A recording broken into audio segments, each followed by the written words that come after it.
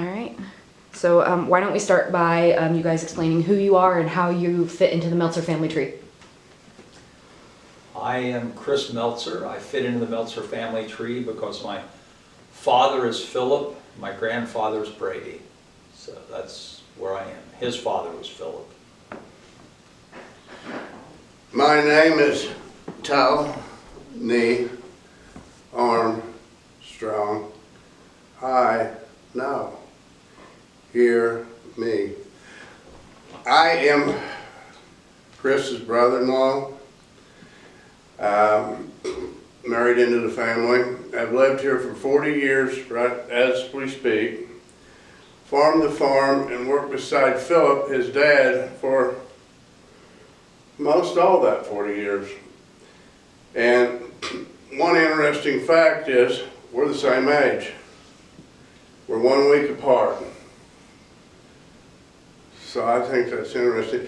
The next thing I'd like to bring up just to start with is, do you remember Brady's birthday? Wasn't that like May? See, that's how I bad. think I'm talking May 25th, and was it 1887, or 1886? He's a 19th century man. He's my grandfather, but I can't tell you his birth date nor the birthday. So I guess Grandpa never got a card from me. I believe I'm close with those numbers.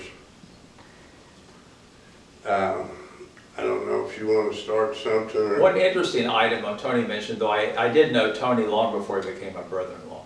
I knew Tony when we were children. I actually, we're starting out facts here. I came out here in 1964. I came from a farm on the other side of the county, and then when I came to Shelbyville, I went to St. Joe. He was at St. Joe, but the class was the 4th grade. Just by chance, his aunt, Betty, was a teacher, and Martha was a teacher, but Betty, so they come out here on a field trip. So I came out, I didn't have Betty, I had a nun here, but I came out here in the 4th grade in 1964, and I met or seen Brady. And I can tell you, when I come out here, and Kris might want to highlight this, because I can't remember what he would tell you, there was steam engines sitting in this yard. I mean, big, they're like a train almost. And the place has grown up, and he had 600 or 700 guns. And I believe Kris brought me out here one time, not long after that, because somebody did, because the room behind you was the gun room. And this hallway was lined with guns, and I believe that he had up to 600 or 700 guns. Now, he can confirm this, I'll shut up in just a second. And beyond that, of course, if you got guns, you shoot guns. So him and people around here started, or were the beginning people to start this thing called Friendship, Indiana, where they have national muzzleloader shoots. It's a national thing, and they were in the beginning to start it.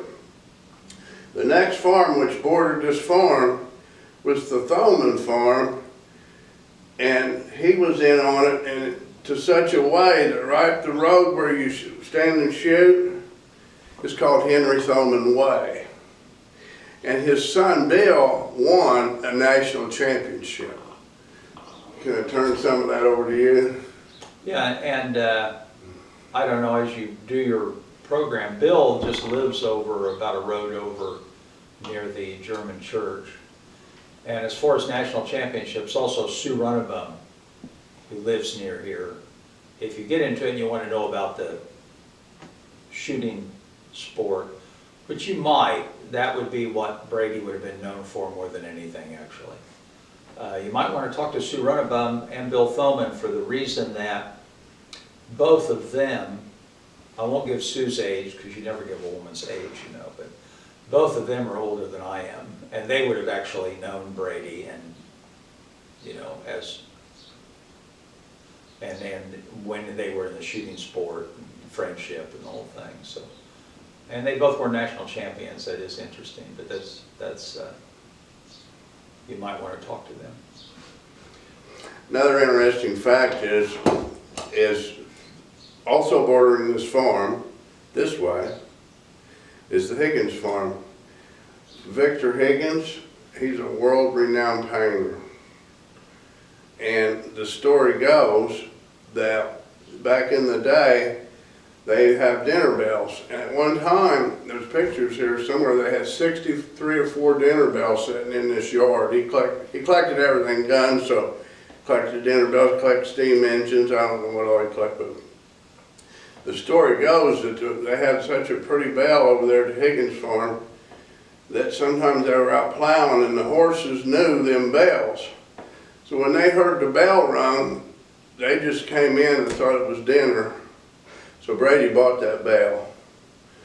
He also bought the schoolhouse. Evidently, I'm not sure why, but he said he didn't really like the school, so he just bought the schoolhouse. As far as going back, just I suppose a little history, I suppose you'll get a chance to roam around a little bit sometime, maybe when the weather's nicer.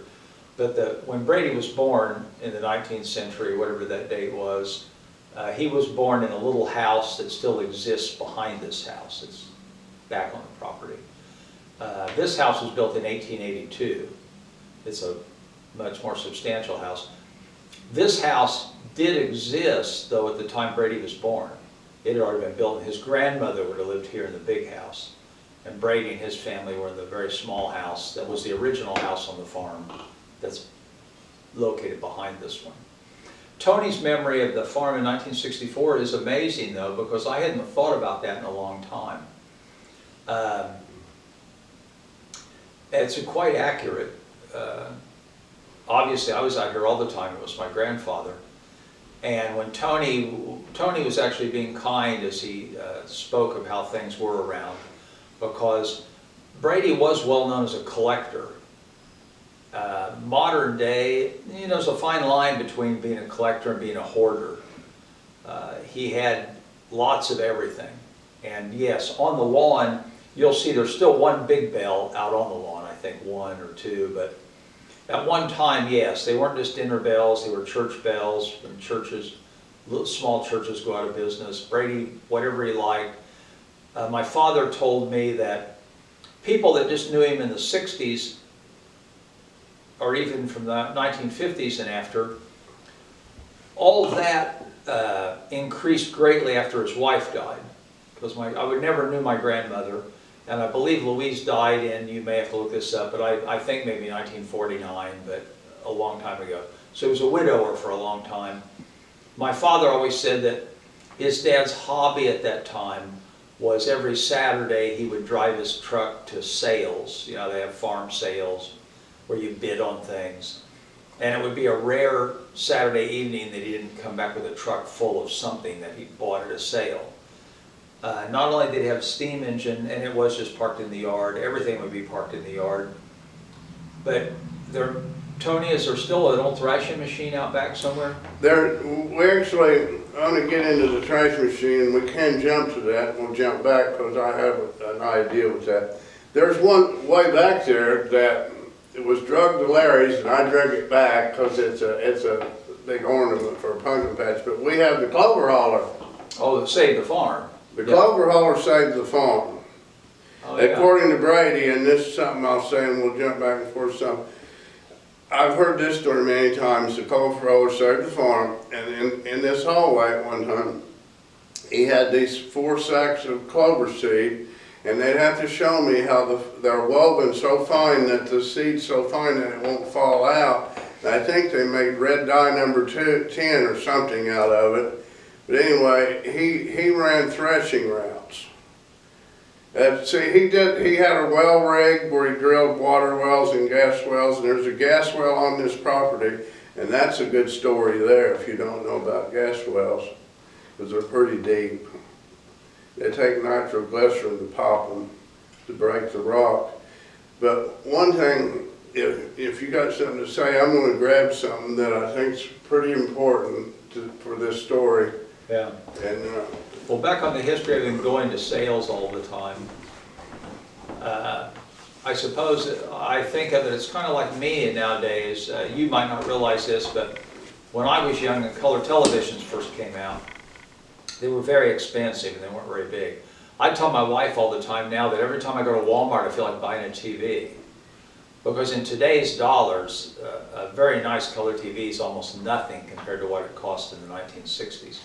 But with Brady, the threshing machine was the machine, and steam engines were used before the invention of the combine, which combines the two processes.